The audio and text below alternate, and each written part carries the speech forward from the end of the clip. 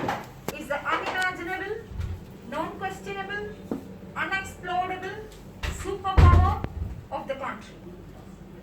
Birds flying and fish swimming near nuclear reactors, undeniable proof of Fukushima type safety.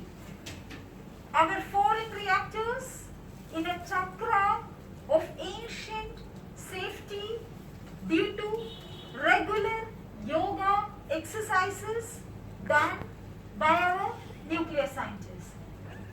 The director of the film Nuclear Hallucinations, Fatima Nizaruddin, mentally insane.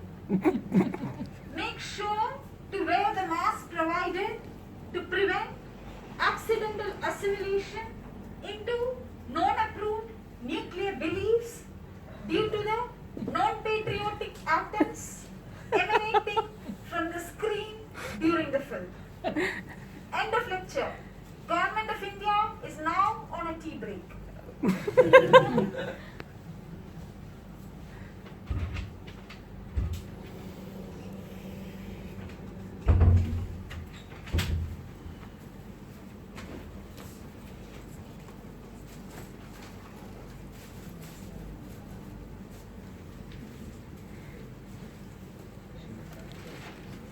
September. So what they did is like they arrested a few people. Then what they did is the whole village has charges. Like what they used to do is sedition, and Uday Kumar is in every charge. This person plus the leaders plus 300 people. So if you are there, then you can get arrested. So what there is a small village, Idinthakare, the fishing village, and this community, that's where the entire this film is set. So there, this thing is there also, like, you know, if you enter that village, the police will have to shoot a few people before you arrest. So what happened is, like, for a couple of years, all these leaders were kettled in that village. The thing is, if they move out of the village, they will get arrested. But the police won't try to enter the village also. So this was for the longest period of time. They wanted to, they didn't arrest Uday Kumar, but that was, for the longest time, all these people were like, you know, only there. They can't move out. So then they joined the Aam Aadmi Party. There was a lot of criticism. Why did you join the Aam Aadmi Party? Then they started like campaigning. So then they came out. Because then how do you like let, I mean, they were called terrorists and everything, but now they are like in the, you know, in the mainstream election. So that was how they came out. But the cases, lot of the cases still exist. And what the another modus operandi is, like, for example, if the grandmother is coming to the protest, so there is like an extreme amount of surveillance of each person which happens. So then they see a lot of these people, this is fishing community, many of their relatives work in the Gulf, you know, a small menial job. So if the grandmother is coming, there will be a lookout notice for the passport of the grandson. So the grandson has nothing to do with the protest. If when the grandson lands in the Trivandrum airport, which is the nearest airport, the passport is captured. And also none of the boys in the area can get a passport. And for example, if someone is like a government employee, or one of the relatives is a government employee, so they'll see, okay, this person is regularly coming to the protest, and this, you know, like they have this, and that woman would get suspended. That has happened. You know, so there's like a very, and it's a very small village, and it is much easier to do that, you know, with the amount of, you know, machinery around. So it's like a targeting of like each person who is part of that movement, you know, and it's incredible, like some people continue despite all this. But it also comes with a lot of cost. Why did you use the device of hallucinations? When you're already taking something like the Oppenheimer way of trying to satirize using real people, then hallucinations, and at what point did you think that when you were editing it, so I'm assuming when you were scripting and editing it, at what point did you think that you'll move from one device to the other? Was there something that as an audience perhaps I wouldn't have caught on? Yeah, the thing for me was actually when I began, also since it's a PhD project, so there was a lot of research about what is the existing rhetoric. So I felt like this whole nuclear idea is a bit hallucinating. You know, it's also a hallucination of the state. You know, like, isse ye ho jayega, this thing will come, the power will come, and nothing will happen. You know, there will be no radiation. I mean, like this kind of, like these things, I felt that they were certain hallucinations. And also for me to devise, for example, this voiceover of mine which comes through, this is as a middle class person. You know, like for example, I'm from Kerala. My parents live 90 kilometers from the plant. You know, Trivandrum. But the thing is, none of us are involved in the thing. So the cost of this protest is being borne by this small village. We all go like as tourists, go shoot, come back. You know, like I'm not there. You know, I'm not going to be jailed. The people there are going to be jailed. So this thing of like, okay, as a middle class person, you know, like how do you deal with this situation? And the thing about the nuclear is also anyone who becomes anti-nuclear is like, you know, now anti-national has become a more common tag and it has encompassed more people, you know. But nuclear has always been like one of the focus of it. So everyone is scared of like, you know, being anti-nuclear. So how do you deal with that? It was also my dilemma of this thing. You know, even my own position is a bit dicey within it, and also a lot of middle class people. What is your position? So that was, you know, for me, those hallucinations were two of those things. You know, like, can you even say something directly against the nuclear from and still have like a, you know, I mean, what happened to Uday Kumar, like, you know, his, you know, like, and which happens to all sorts of activists around the country, and most of them, you want your comfortable life, then like, you need a certain stand. So for me, that was also a hallucinate, you know, to have a thing into that. Toxicity, actually speaking, the toxicity of those nuclear, you know, I can say the chemicals, The elements, radiation. they do cause hallucinations also. Yeah, but that Yes, yeah, because then after yeah. chemo and all that, you know, when patients are given all Yeah, that, yeah, okay, yeah. it's like they are like somewhere in trance. Be aware of it, but at the time the Fukushima accident was occurring, actually in process, the television, there were hours and hours of television interviews of some of the leading nuclear scientists in India, justifying and telling, reassuring the public that nothing major would have happened to them. Yeah, and that's and also that Fukushima, and seeing Fukushima was actually like The triggered this trigger. big outburst of people coming out, and this whole thing of it was a small accident, you know, like, which is also very, I mean, all that statements are also hallucinatory statements, you know, but there's some more, this is the science, this is the thing, and anyone who asks any questions is like ignorant. How confidently that scientist was talking, man, come on, sitting over there, top It's a and He's not satire. No, he's not. That's why I asked her, was he for real? Because he was the only guy who looked real, you know, like. actually I should answer the question. Yeah. Okay. So no one there is is somebody film. who is talking like that. But they right? talk just There like are- that. There are human people. There who are in that people office who- and who are talking like this. Yeah. So, For example, if I had gone to that one of those offices, I would have got the same thing. Yeah. Exactly, same Yeah. response. No, but then they don't know properly, right?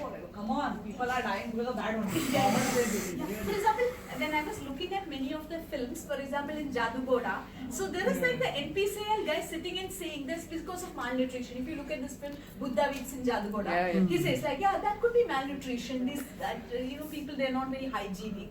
You know, like, so these are the things. But for me, it was to like problematize the idea of interview as giving like a truth, because if an expert sits and says, you know, for me, one of the most interesting things was there was a films division film I came across in my research.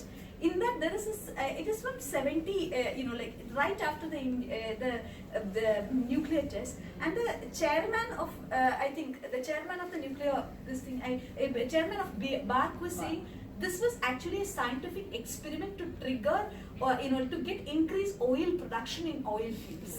So this is an actual documentary from films division, you know, and this kind of like, when your scientists are sitting and saying this kind of stuff, when do you believe them, when you don't believe them? So I wanted to problematize that interview as giving like a access to a, you know, that expert statement kind of thing. And there's a film made by BARC that says that after Chernobyl, only 12 people died, and many more people die in train accidents. Yeah.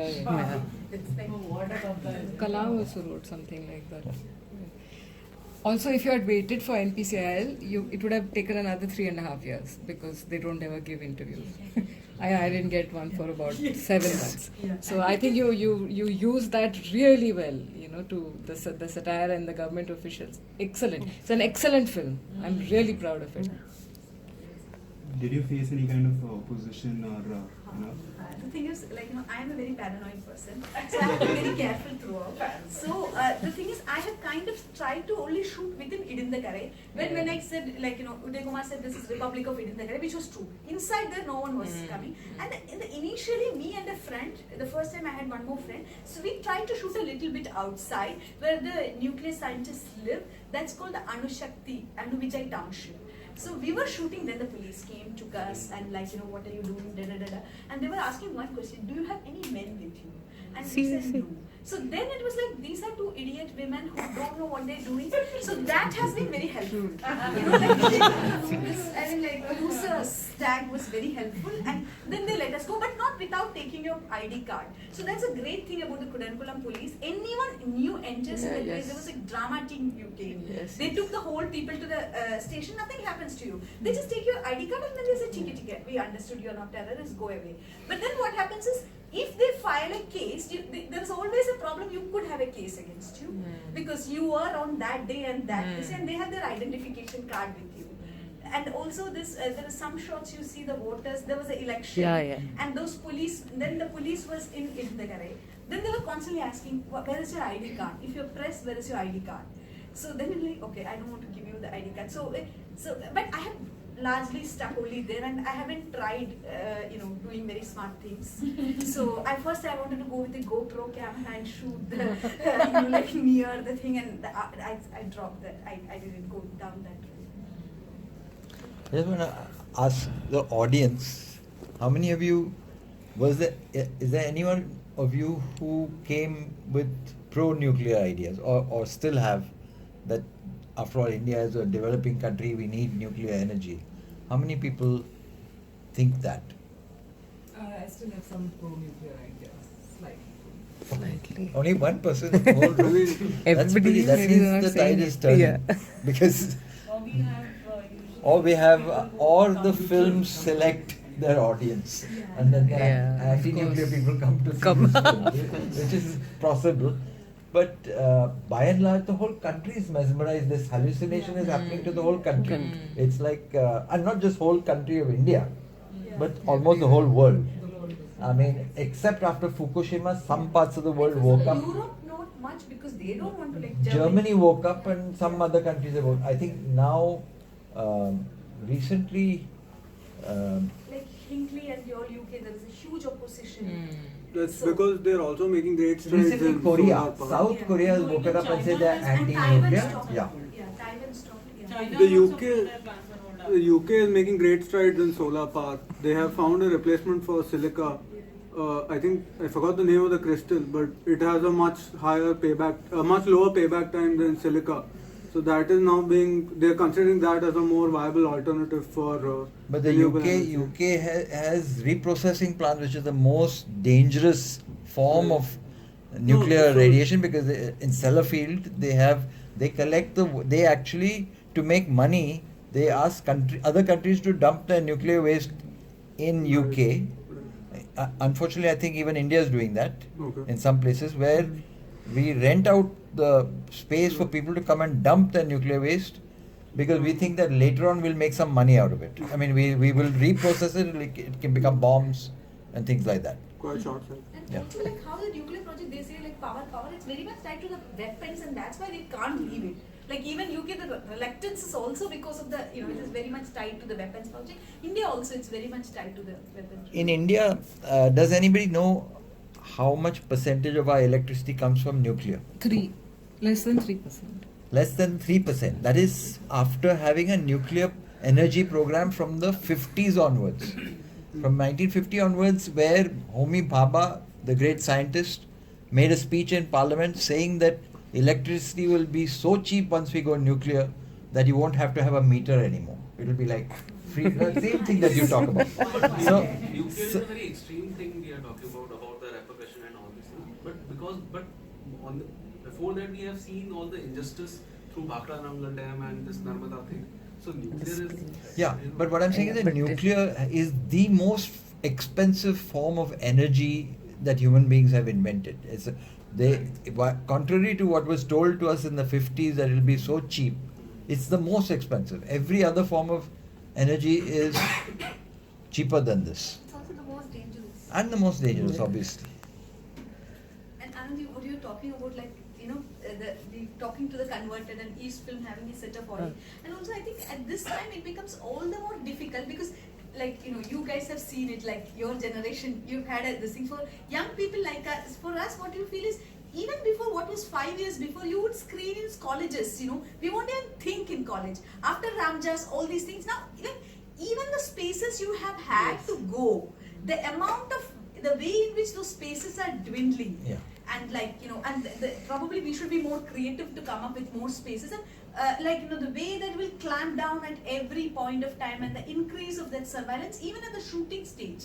Like, many people write about now, shooting itself is a pain, anywhere. And like, maybe we need to be more inventive to go out, but it is also like probably a strategy you need which can match the amount of surveillance and, you know, and of course our sense of So